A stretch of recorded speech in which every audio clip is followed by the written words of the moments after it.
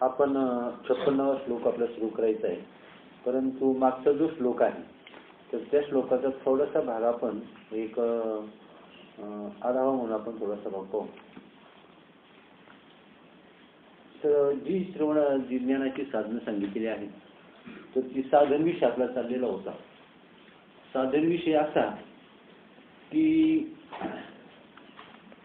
तसं जर पाहिलं तर जी गोष्ट अप्राप्त आहे तर त्या गोष्टीसाठी समजा आपल्याला जो पैसे नाही तर आपल्याला पैसे मिळवायचे आहे त्यासाठी साधनाची गरज आहे. आपल्या बाजारातून वस्तू आपल्याला आणायची आहे त्यासाठी साधनाची गरज आहे. परंतु जी गोष्ट प्राप्तच आहे, आता आत्मगुण आणायचा आहे का, आत्मा यायचा आहे का, तो घ्यायचा आहे का, तर ते म्हणून कसं आहे तर आत्म्याबद्दल म्हणजे साधन जे आहे तसं पाहिलं तर आत्मप्राप्तीकरता कोणतंही साधन सांगितलेलं नाही.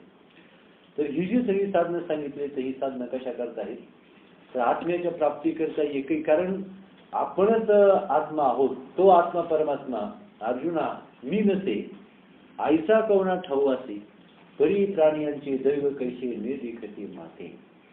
म्हणजे मी सर्वत्र आहे जे सर्वत्र सर्वही देही. आत्मा कसा आहे सर्वत्र सर्वही देही आणि जयाकरिताही गातून आहे आणि ते विश्वात्मक तू पाही चैतन्य एक. तर अशा प्रकारचा तो परमात्मा सांगितला आहे ज्याचा किती विशेष गोष्टी आणि हे जर कळलं. आता नुसतं आपल्याला शब्दानं कळून उपयोगाचं नाही. शब्दाने जर कळलं असतं तर विषय फार वेगळा होता. आणि म्हणून तर काय सांगितलं का आत्मा हा अमर. माणूस सुखी दुःखी का होतो तर आपल्याला कळतं माझी काही हानी होणार, माझं किंवा संकट कोसळणार, माझी हानी होणार, दुःखाचा डोंगर माझ्यावर कोसळणार असं म्हणून माणूस काय होतो भयभीत होतो आणि दुःखी होतो. परंतु आपण जर आत्मा आहोत, जंगलामध्ये वाघ फिरतो, हत्ती सुद्धा कळपणे राहतात, हरणे कळपणे राहतात, इतर पशु कळपणे राहतात, परंतु वाघ आणि सिंह मात्र कसे ते मात्र कळपणे राहत नाही. तो मात्र एकटाच बिनधास्त असतो वाघ, कारण त्याला कोणाची भीती नाही. मग ह्या जगामध्ये जर द्वैत आणि अद्वैत आपल्याला विचार करायचा आहे, द्वैताचा अद्वैताचा विचार करायचा आहे. शास्त्राने अद्वैत सांगितलेला आहे आणि अद्वैत सिद्धांतच काय करतो आपल्याला तर ह्या मोक्षापर्यंत घेऊन जातो, आत्मसुखापर्यंत घेऊन जातो. कोणता अद्वैत सिद्धांत. आणि म्हणून द्वैत हे घातक आहे, द्वैत हे दुःखदायक आहे. द्वैत हा अज्ञानाचा विषय आहे. अज्ञानाला द्वैत आहे त्याला काय सांगावं लागत नाही, द्वैताचा अभ्यास करावा लागत नाही. द्वैत हे तर आपल्या नसानसामध्ये द्वैत भरलेला आहे, परंतु अद्वैत आपल्याला कळत नाही. अद्वैत आपल्या बुद्धीमध्ये अजून स्थापित झालेलं नाही. आणि आपल्याला काय करायचंय तर ह्या द्वैत आपल्या बुद्धीमध्ये काढून टाकायचंय आणि अद्वैताची स्थापना आपल्या बुद्धीमध्ये करायची, अद्वैताचा निश्चय आपल्याला करायचा आहे. मग आपल्याला भीती वाटते, परंतु आपल्याला कधी भीती वाटते का? समोरून वाघ आपण पाहिला तर माणसाला भीती वाटते, सर्प पाहिला भीती वाटते, चोर जर पाहिला भीती वाटते, परंतु आपल्या कधी स्वतःला भीती वाटते का? आपल्याला भीती वाटत नाही. एखादा कुत्रा असतो दारातला मोठा राजजीव, त्या कुत्र्याची भीती येणाऱ्या जाणाऱ्या असते, परंतु त्या मालकाला त्या कुत्र्याची भीती आहे का? जे कुत्र अगदी तुटून पडतं येणाऱ्या माणसावर, परंतु मालकाला मात्र त्याची भीती नसते. मग कारण काय आहे तर तो कुत्रा कसा असतो तो मालकाच्या अधीन असतो, मालकाच्या कुत्रा अधीन असतो. मग सगळ्यात मोठं दुःख यामध्ये कशाचं आहे? सगळ्यात मोठं दुःख जर आपण मानलं सगळ्यात मोठं दुःख तर ते सगळ्यात मोठं दुःख आहे मृत्यूचं दुःख आहे. याच्याकरता तत्वज्ञानाची गरज आहे. मृत्यूचं दुःख सगळ्यात जास्त आहे. माणूस त्या कल्पनेनेच का होतो, मृत्यूच्या कल्पनेनेच माणसाला का होतं तर माणूस सगळा मृत्यूला पावतो. मृत्यूच्या भीतीनं नसलेल्या भीतीनं तो मृत्यूला प्राप्त होतो. आणि त्याला सगळं म्हणतं तुला त्रैलोक्याचं तुला सगळं काही देतो, त्रैलोक्याचं राज्य देतो, संपत्ती देतो, पाहिजे ते ऐश्वर्य देतो आणि त्याच्याबरोबर तुला मृत्यूही देतो. तर माणूस जमेल का? सगळ्याबरोबर तुला मृत्यूही देतो. मग त्याचा काय उपयोग आहे? कर्कटीचं उदाहरण तुम्हाला माहिती किती सुंदर दृष्टांत आहे कर्कटीचा. ती कर्कटी राक्षसी होती पहा. म्हणजे साधनामध्ये किती सामर्थ्य असतं. आपल्यामध्ये सामर्थ्य आहे. भगवंताने अर्जुनाला विचारलं, देव सांगत होते ते आत्मज्ञानाचं वरून भगवंत करत होते. ते आत्मज्ञानाचं वरून ऐकून ऐकून ऐकून अजून थक्क झाला, आश्चर्यचकित झाला. अरे खरंच आहे, आश्चर्यचकित करणारं वर अजून आत्मा आपण घालच पाहिलेली आहे. आपलं गाढव पाहिलं कसं वाटतं, डुक्कर पाहिलं कसं वाटतं, आणि मोर पाहिलं कसं वाटतं, मोर पाहिलं कसं वाटतं. मग तसं हे आत्मज्ञान कसं आहे तर आश्चर्यवत वदती कश्चित येणं, आश्चर्यवत पश्यती कश्चित येणं. अशा प्रकारचा आत्मा म्हणजे आश्चर्य आहे. तो कसा आहे आणि म्हणून आश्चर्य कारक तो आहे. आणि त्या परमात्म्याची आता राणी आणि त्या राणीची दासी. मग त्या राणीचं वैभव किती, दासीचं वैभव किती नाही का. राणीचं वैभव किती आणि दासीचं वैभव किती. तर ती दासी जर एवढ्या वैभवात राहत असेल, दासीचं वैभव जर कसं असेल, अतिशय आश्चर्यकारक असेल, त्या राणीचं वैभव कसं असेल. मग तशा प्रकारे त्या मायेची शक्ती जर एवढी आहे तर त्या परमेश्वराची शक्ती किती असली पाहिजे. आणि म्हणून दुर्दैव असं की आपण आपल्या शक्तीला आपल्याला माहित नाही कसं आहे, ज्याची नाही पाठ आणि पोट आहे का भगवंताला काय, ज्याची नाही पाठ आणि पोट, पुढं काय करी त्रैलोक्याचा एकच गोष्ट नाही का. असा तो परमात्मा ज्याची पाठ नाही, ज्याची नाही पाठ आणि पोट, पण कधी त्रैलोक्याचा एकच गोष्ट. सगळे एवढे मोठे समुद्र आहेत, एवढे समुद्र आहेत, एका घोटात संपून टाक. सगळे समुद्र एका घोटात संपून टाक. म्हणजे तिथं असा तो म्हणून काय सांगितलं आहे तर सूर्य जगाचे प्रकाशक. जगाचा प्रकाशक कोण आहे? सूर्य जगाचे प्रकाशक आणि ब्रह्म त्या सूर्याचेही प्रकाशक आणि सद्गुरू त्या ब्रह्माचाही प्रकाशक. जगाला प्रकाश कोण? सूर्य देतो. सूर्याचा प्रकाश साधा आहे का? सूर्याचा साधा प्रकाश नाही. आणि असं आपण तरी एकच सूर्य पाहिलेला आहे. ह्या अनंत ब्रह्मांड या जगामध्ये आहे, अनंत ब्रह्मांड. अजून आपण पुणे जिल्हा ओलांडला नाही, पुणे जिल्हा ओलांडला नाही आपण. गणेशनगर मध्ये गरगर गरगर फिरतो इथं. मग पुणे जिल्हा ओलांडला नाही आणि भारत केवढा, जग केवढं आणि हे ब्रह्मांड केवढं. असे किती ब्रह्मांड असे म्हणजे स्वर्ग, मृत्यू आणि पाताळ अशी कितीतरी ब्रह्मांड या जगामध्ये आहे.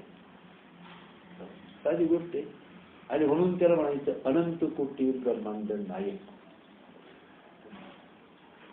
अनंत कोटी ब्रह्मांड नायक. आणि आपला सरपंच म्हणून निवडून आला की निवडून आला ते पुढच्या महिन्यात अविश्वासाला ठरावे. पुढच्या महिन्यात सरपंच झाला, पुढच्या महिन्यात अविश्वासाला ठराव. तर एवढ्या महिन्यामध्ये होतो त्याला एवढा महिना आहे एवढ्या मारून अख्ख्या गावात काय उड्या मारता येईल तेवढं मारून घे. तर तो अनंत कोटी ब्रह्मांड नायक आहे. आणि म्हणून कसं आहे तर कर्तुम अकर्तुम अन्यथा कर्तुम करील ते काय नोहे महाराज परी पाहे बीज शुद्ध अंगी. अहो ज्ञानेश्वर महाराजांचं पहा किंवा तेही पेक्षा चांगदेव तरी आत्मज्ञानाची प्राप्ती नव्हती. आत्मज्ञानाची प्राप्ती नव्हती चांगदेवाला, तरी सुद्धा 14 वेळा यमाला त्यांनी परतून लावली होती. 14 वेळा यमाला सापडला नाही, यमाला जावं लागलं हात हलवी. मी सांगू आपल्या मग कुत्र जरी लागलं तरी आपली दम छत होती. कुत्र मागे लागले होते, त्या कुत्रे पुढे आपलं काही चालत नाही. परंतु यम कधी येणार हे तर कळलं पाहिजे की नको. तर ते यमाला 14 वेळा ज्यांनी परतून लावलं होतं तर ते आणि पंचमा होतं सत्ता निर्माण. वाघावर बसून यायची साधी सत्ता होती, साधी सतवती आपल्यावरून कल्पना करा, आपल्यावरून कल्पना करा. आणि त्यांच्या ठिकाणी किती मोठी शक्ती ही चांगदेवापेक्षा सुद्धा ज्ञानेश्वर महाराजांचं कल्पना करा. ज्याने साक्षात रेड्याच्या मुखातून वेद बोलवली. आपल्याला एक ज्ञानेश्वरीची ओवी वाचता येत नाही, ओवी सुद्धा वाचता येत नाही, तीही अर्थ श्लोक तर सोडून द्या भगवद्गीतेचा, परंतु ज्ञानेश्वरीतली ओवी सुद्धा ती अडकतच वाचते.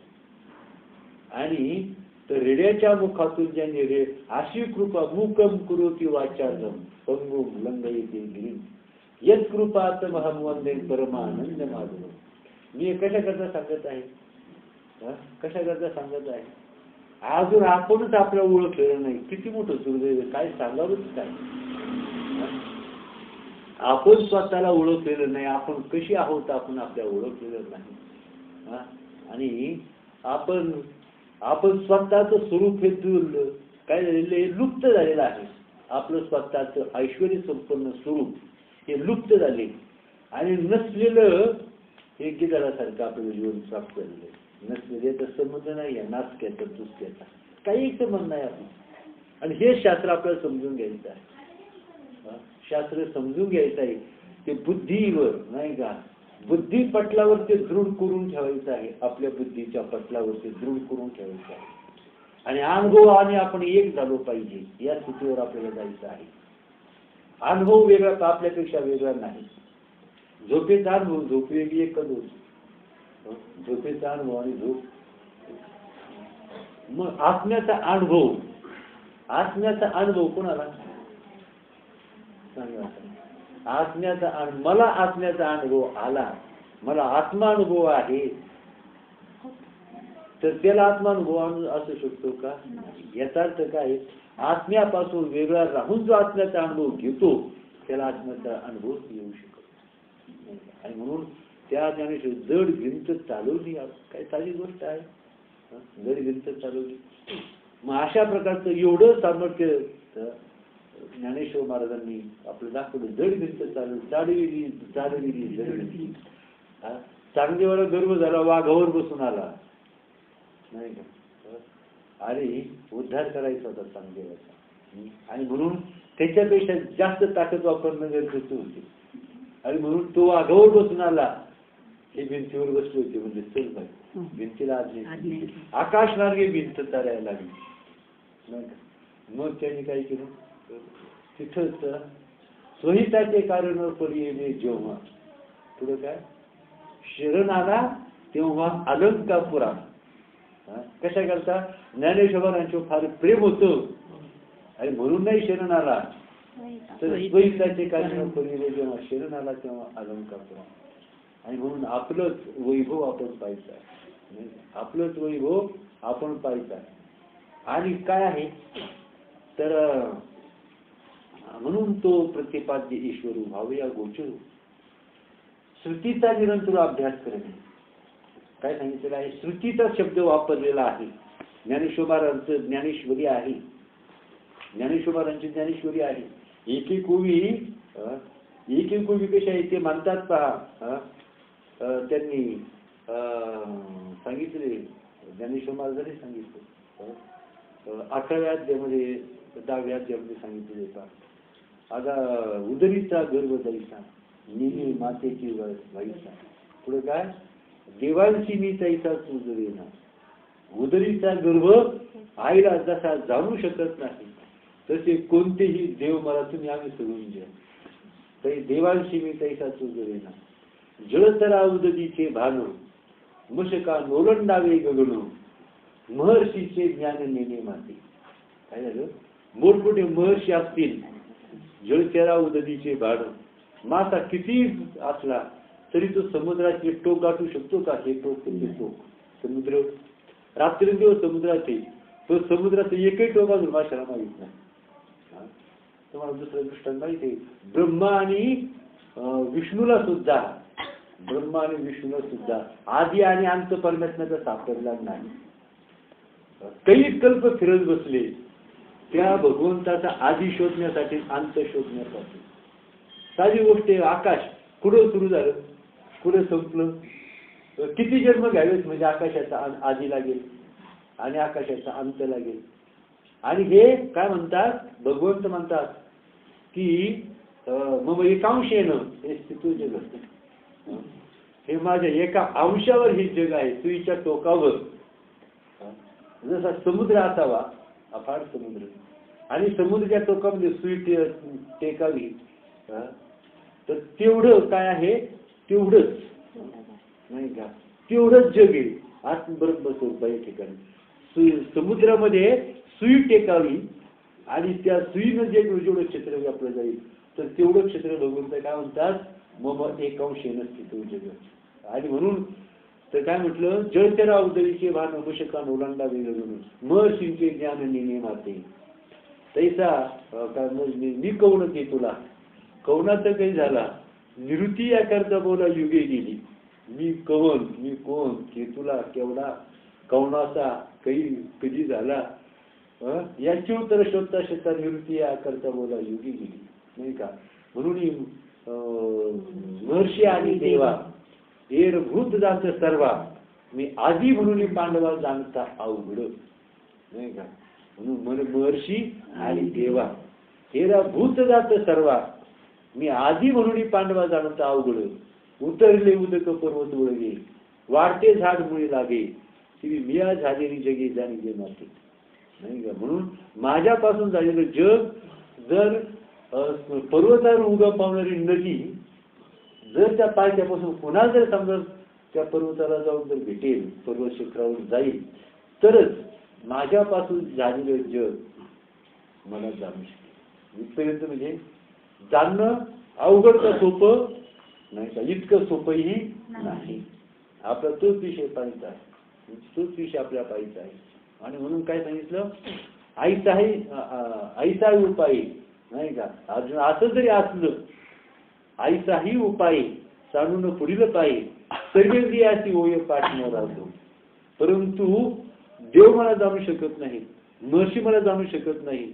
माझ्यापासून झालेलं जग सगळं जग परमात्म्यापासून झालेलं आहे, मग म्हणून मला कोणी जाणू शकत नाही. परंतु आईचाही उपाय सांडून पुढील पायी सर्वेंद्रियाची होय पाठमोरा जो सगळ्या इंद्रियांना पाठमोरा होतो, सगळी इंद्रिय बंद करतो, नवद्वार बंद करतो, सगळी इंद्रिय बंद करतो, नाही का. मग तेव्हा डोळे पाहण्याचं थांबतात, कान ऐकण्याचं थांबतात, त्यानंतर हाताच्या क्रिया थांबतात, पायाचं चलनवलन थांबतं, मनाच्या कल्पना थांबतात, बुद्धीचे विचार थांबतात, अंतःकरण सगळं काय होतं तर लय, अंतःकरण सुद्धा लय होतो.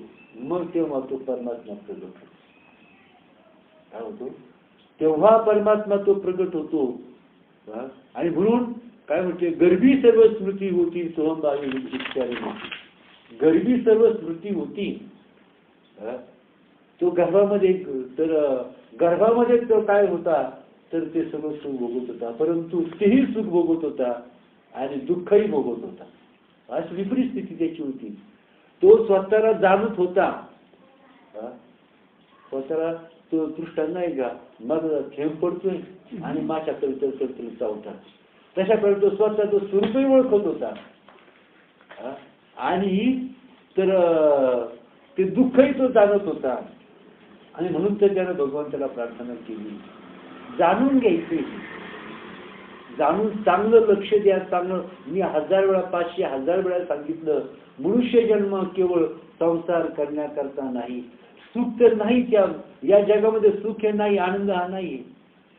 आपण जेवढं जेवढं सुख आपल्याला मिळतो तेवढं सगळं सुख आत्म्याचं असतं. होणारा आनंद सगळा आत्म्याचा आहे. आपल्याला जे ज्ञान होतं ते केवळ आत्म्यामुळेच आपल्याला ज्ञान होतं. ज्ञान कशामुळे होतं आपल्याला, केवळ आत्म्यामुळेच आपल्याला ज्ञान होतं. आनंद आणि बाकी सगळ्या गोष्टी कशा आहेत, जड आहे. हा देहही जड, मनही जड, बुद्धीही जड, इंद्रियही जड आणि प्राणही जड आहे. जड म्हणजे दगड. जड म्हणजे काय, दगड म्हणजे त्याला काही कळतही नाही. दगडाला चव कोणती आहे, दगडाजवळ कशाचं ज्ञान आहे, दगडाला कशाचं ज्ञान आहे, दगडाजवळ कसं सामर्थ्य आहे, आणि दगडाला चव कोणती आहे. दगडाला काही चव आहे का, दगडाला काही चव नाही. मग तशा प्रकारचं सगळं जग कसं आहे, जड आहे. सगळं जग जड आहे. सगळी इंद्रिय जी आपापली कार्य करतात ती आत्मसत्तेमुळे कार्य करतात. आत्मसत्ता आहे या देहामध्ये, आत्मसत्ता आहे म्हणून मिळणारा आनंद आत्म्याचा आहे. होणारं सुखही आत्म्याचंच आहे. ज्ञानही आपल्या आत्म्यामुळेच होतं. ज्ञान होतं म्हणजे व्यावहारिक ज्ञान मी सांगतो. आत्म्याचं ज्ञान तर आपल्या आत्म्यामुळेच होतं, नाही का? आत्म्याचं ज्ञान कशामुळे होतं? आत्म्यामुळेच होतं. व्यावहारिक ज्ञान, शब्दाचं ज्ञान आत्म्यामुळे होतं. पदार्थाचं ज्ञान आत्म्यामुळे होतं. चवीचं ज्ञान आत्म्यामुळे होतं. आत्मा जर नसेल तर ज्ञान होतं? दगड कधी जाणतो का कोण आलाय कोण गेले? सुंदर जर एखादं गाणं जर गायलं तर दगड म्हणतो का गाणं चांगलं झालं? तसं देह हा जड आहे बरं का. देह हा जड आहे, जड आहे. मग आपल्याला अनुभव आहे देह जड आहे का नाही. निघून गेला वारं खाली राहिला पसारा. मग काय, मग ठेवतो का त्याला कोणी 5 मिनिटं? आपण म्हणतो माझं असं माझं तसं, माझ्या बायकोचं लईच वेगळं काम आहे, त्याचा प्राण निघून जाऊ दे. सगळे म्हणतात लवकर उरका लवकर उरका लोक. बायको सुद्धा म्हणते आता जाऊ दे. ती कोणपर्यंत दम झाली बायको, लई जीवाची बायको आहे. ती किती दिवस म्हणून राहू द्यायचं, सांगा ना, किती दिवस म्हणून राहू द्या. शेवटी ती म्हणून आता जाऊ द्या, नाही का? या देहावर प्रेम कुणीही करत नाही. देहावर प्रेम कुणीही करीत नसतो आणि आपल्यावर सुद्धा कुणीही प्रेम करत नसतो. मग आपण पाहिलं आत्मा परम प्रेमास्पद आहे. मग आपण पाहिलं ना, म्हणून प्रेम जे आहे त्या प्रेमाचा उगमही आत्माच आहे. प्रेमाचा उगम कुठे आहे? आत्म्यापासूनच आहे. आणि तर ते प्रेमही आतून जाऊन मिळतं, ते आत्म्यालाच जाऊन मिळतं. म्हणून आत्मा सर्वस्व आहे, त्यालाच ब्रह्म म्हणतात. आणि तर ते जाणलं की मनुष्य परम सुखी होतो, परम ज्ञानी होतो. त्याने जाणायचं काही राहिलं नाही, मिळवायचं काही राहिलं नाही, करायचं काही राहिलं नाही. म्हणून आत्मस्वरूपात जो ज्ञानी असतो त्याला कोणतंच कर्म नाही. कर्म जे संभवतं ते अज्ञान स्थितीमध्ये कर्म संभवतं. कर्माची उत्पत्ती अज्ञानात असते आणि ज्ञानोत्पत्ती झाली की कर्माचा संबंध संपला. आणि मग त्याचं काय असतं? ज्ञानी असतो त्याचं सगळी कर्म भक्तिमय असतात. किती आश्चर्यकारक गोष्ट आहे. त्याची सगळीच कर्म भक्तिमय असतात, भक्तिमय असतात. आणि म्हणून त्याचे जे पिताचे शब्द सुखे मम येतील वेद, त्याने शिव्या जरी दिल्या, अहो भगवंताचं जे घोरणं जे होतं, ते भगवंताचं जे घोरणं होतं ते ज्ञानच आहे. घोरण्यातूनच ज्ञान बाहेर पडत होतं. भगवंताच्या घोरण्यातून सुद्धा ते ज्ञानच बाहेर पडत होतं. नाही अशा प्रकारचं काय. आग्नीनं किती द्यायचं म्हटलं, आग्नी द्या, आग्नीनं जर द्यायचं म्हटलं तर उष्णता देणार. तुम्ही साखर किती गोडीनं खा, रागानं खा, किती रागानं खाली दात खाऊ खाली तर ती साखर गोडी काय, ती गोडी देणार ना आपल्याला. साखर दुसरं काय आपल्याला देणार आहे? ती गोडी देणार आहे. आणि म्हणजे कसं आहे तर तसं आत्म्याच्या ठिकाणी एकदा कितीही मूर्ख मनुष्य असला, किती निर्दयी मनुष्य असला, किती कठोर मनुष्य असला तरी त्याला आत्मा त्याला सुखच होतं. बरं, त्याला काय होतं? सुखच होतं. आणि त्रैलोक्यात काही त्याला मिळवायचं राहिलं नाही. उलट तो काय करतो? आत्मज्ञान झालेला पुरुष त्रैलोक्यातलं ढुंकून सुद्धा पाहत नाही. स्वर्ग सुद्धा काय करतो तर स्वर्ग जो जे काळकुटाचे सहोदर मृत्यू वेळे पेले अमर ते देहाचे पुरंदर 14 झाली, नाही का? असे आपण आत्मज्ञानी त्या मार्कंड्याने आपले बगदाला ऋषी होते. काय असतं त्यांनी सांगतो, बगदाला ऋषी. तर त्यांनी जेव्हा पांडवांनी अश्वमेध यज्ञ करायचं चाललेलं होतं आणि अश्वमेध यज्ञ करण्याकरता तर सगळ्या पृथ्वीवर सगळ्या राज्याला जिंकायचं, भगवंते बरोबर निघाले होते. अपार संपत्ती मिळवली पराक्रमाच्या जोरावर. तुम्हाला आज नाही सांगतो, आता जास्त सांगायला वेळ नाही. परंतु अर्जुनाने जो एवढा पराक्रम केला, तो पराक्रम सुद्धा कशाच्या बळावर केला तर भगवंताचं सामर्थ्य होतं, भगवंताची कृपा होती. जेव्हा भगवंत निजी आम्हाला निघून गेले, भगवंत निजी आम्हाला निघून गेले आणि मग अर्जुनानं काय केलं तर भगवंताच्या देव स्त्रिया जेवढ्या होत्या, जेवढी साधन संपत्ती होती, जेवढं काही धनधान्य काय होतं ते त्यानं द्वारकेतून उचललं आणि ते हस्तिनापूरला आणत होता. मध्ये त्या बिल्लांनी अडवलं. त्या ज्या स्त्रिया होत्या त्या स्त्रियांना पळून नेऊ लागले नाही का. अर्जुनाच्या समोर त्या स्त्रियांना पळून अर्जुनाने धनुष्य लावलं, पण त्याला बाणच धनुष्यातून त्याची सगळी शक्ती संपली. धनुष्यातून बाणच निघेना. हे जे बाण जे निघले ते वाकडे तिकडे कशी जाण्यात म्हणजे मेलेल्या सापासारखी स्थिती. ते बाण जे होते मेलेल्या सापासारखे झाले अर्जुनाच्या धनुष्यातले बाण.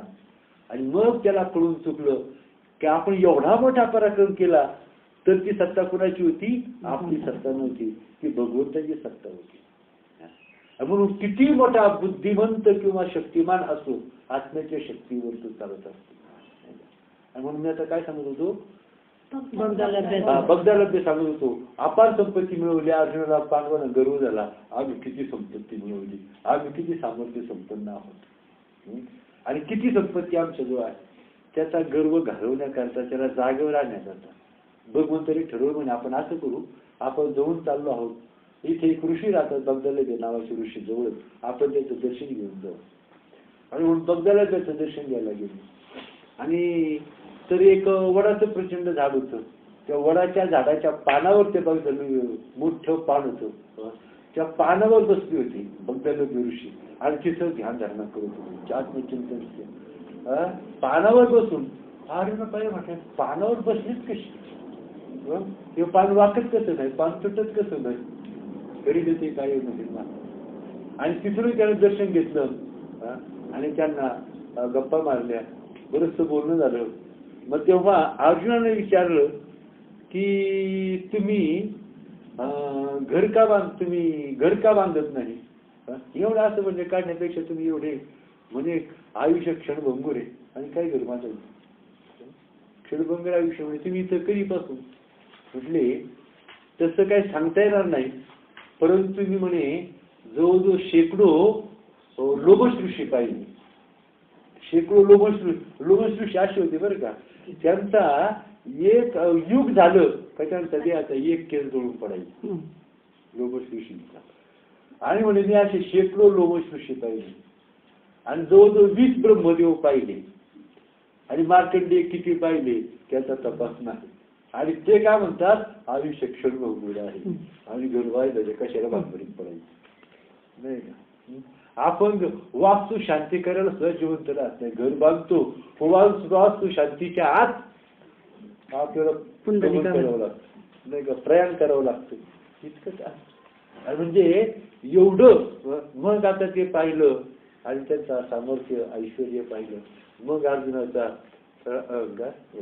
असं. तर आता काय सांगायचं होतं, तर बराचसा विषय आहे पण आपण तिकडे गेलं कारण की ते लाभणार आहे.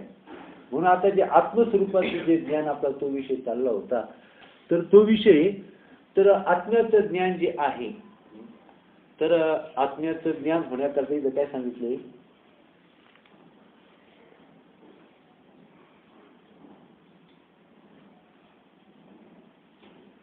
तर पहा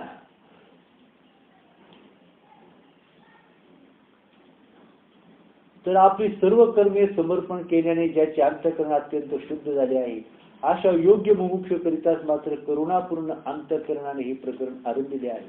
आणि म्हणून काय म्हटलेलं आहे, आत्मज्ञान अवघड नाही. आत्मज्ञान अवघड नाही. जसं काच पुढे धरली की काच काय करतो, पृथ्वीवर लगेच जाऊन करतो. मग तशा प्रकारे काय आहे, उपदेश केला की माणसाला लगेच कळतो तो. मग आत्मज्ञान कळू नये का? आणि म्हणून भगवंत सुद्धा विचार करतात. ते म्हणतात की आता अर्जुनाच्या बुद्धीमध्ये वैराग्याचा गर्व वाढत आहे, त्यामुळे त्याला आता आत्मज्ञान जर सांगितलं तर ते वाया जाणार नाही. आणि जोपर्यंत अंतःकरण शुद्धी नाही, आपण म्हणतो परमार्थ का कळत नाही, आपण एवढी वर्ष परमार्थ करतो आणि खरंच आपण पळून घ्यायचं आहे, आपल्याला आत्मज्ञान झालं का? सगळ्या गोष्टी सुख कळतं, दुःख कळतं, आनंद कळतो, राग कळतो, इथं काय गडबड चाललेली ती सगळी कळते, परंतु आपला आत्मा आपल्याला आत्मा कळतो का? श्रीमंत झालेलं कळतो, गरीब झालेलं कळतं, सुख झालेलं कळतं. मग आत्मा कळत माणसाला, मला आत्मज्ञान झालेलं आहे हे माणसाला कळावं का नाही? कळतं त्याला. मग कळत जर आत्मज्ञान झालेलं जर कळलं जर नाही, मग तो असाच दगड राहील, शेवटपर्यंत दगड राहील, शेवटपर्यंत राहील. आणि म्हणून काय होतं, शुद्ध अंतःकरणाची या ठिकाणी गरज आहे. आत्मा प्रगट होण्यासाठी, आत्मा प्रगट होण्यासाठी, आत्मज्ञान होण्यासाठी इथं शुद्ध अंतःकरणाची गरज आहे. आणि शुद्ध अंतःकरण म्हणजे अहमरहित अंतःकरण, विषयरहित अंतःकरण, अहमरहित, विषयरहित, ज्याचं मोह सगळा नष्ट झालेला आहे, तर त्यालाच काय म्हणायचं, त्याला शुद्ध अंतःकरण असं म्हणतात. आणि अशा शुद्ध अंतःकरणानं जर वेदांत शास्त्र श्रवण जर केलं तर त्या ठिकाणी आत्मज्ञान झाल्याशिवाय राहत नाही. म्हणजे आता आपण कमी पडतो, जसं काच काय करते, प्रकाश ग्रहण करते, तसं शुद्ध अंतःकरण काय करतं, ज्ञान ग्रहण करतो.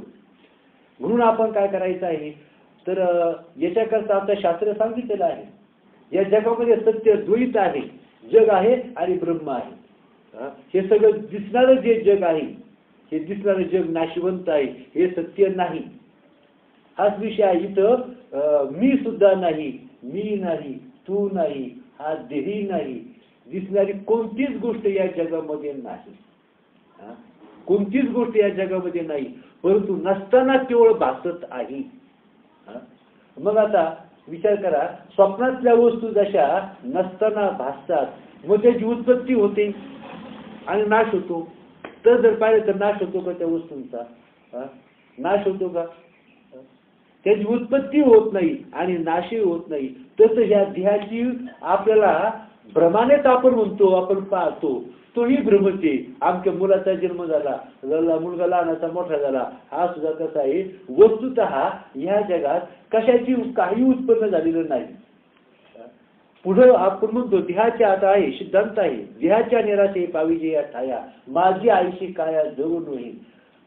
जोवरी नाही निरसला देह, तोवरी अवघे संसारिक. जोपर्यंत देहाचा निराश केलेला नाही. देहाचा निराश म्हणजे काय, जगाचा निराश म्हणजे काय, विचार करा. आता देहाचा निराश, ज्याच्या देहाचा निराश झालेला आहे त्याला आत्मज्ञानाची प्राप्ती होते. ज्याला जगाचा निराश केलेला आहे त्याला ब्रह्मज्ञानाची प्राप्ती त्याला होते. मग देहाचा निराश करायचा आहे आणि जगाचा निराश करायचा आहे. नुसतं वाचून वाचून नाही. काय आहे, विहीर खोदायची म्हणजे पाणी लागलं पाहिजे. डॉक्टरकडे जायचंय, ट्रीटमेंट घ्यायची म्हणजे आजार बरा व्हायला पाहिजे. तसं काय करायचं आहे, परमार्थ साधन करायचंय तर आत्मज्ञान व्हायला पाहिजे. मग आता हे कशा करता लक्षात घ्या, तर देहाचा निराश करायचा आहे. नुसता देहाचा निराश करून चालणार नाही. देहाचे आपल्या पिंडाचे 4 देह आणि ब्रह्मांडाचे 4 देह म्हणजे 8 आपला निराश करायचा आहे. म्हणजे ह्या जगामध्ये काहीच राहिलेलं नाही, काहीच राहिलेलं नाही. आता निराश म्हणजे काय, ऐका, आता निराश म्हणजे तरी काय. आता प्रमाण सांगितलं, देहाच्या निराशे पाविले या ठाया, माझी आईची काया जगून होईल. मग जेव्हा हा देह माझा नाही, देहाचं तादात्म्य सुटलं का, त्याचं चित्त एकदा आत्मस्वरूप आपल्याला लागलं, मुंगळा जसा त्या गुळाच्या ढेपेला चिकटतो, ढेप सोडत नाही, तसं चित्त त्या स्वरूपाला चिटकून राहतं. ते चित्त स्वरूपाला सोडत नाही. पाण्यामध्ये असणारा मासा पाण्याला सोडून जाऊ शकत नाही. तसं चित्त भक्त जो असतो, भक्त म्हणजे विभक्त नाही, कधीच विभक्त नाही. रेल्वेवरून चालणार, रुळावरून चालणारी गाडी प्रवास करता करता 10-5 मिनिटं रुळावरून बाजूला होते का, एखाद्या मिनिटं बाजूला होते का, 1 सेकंद तरी बाजूला होते का. ती रूळ कधीच सोडत नाही आणि म्हणून शेवटच्या टप्प्यापर्यंत प्रवास होतो.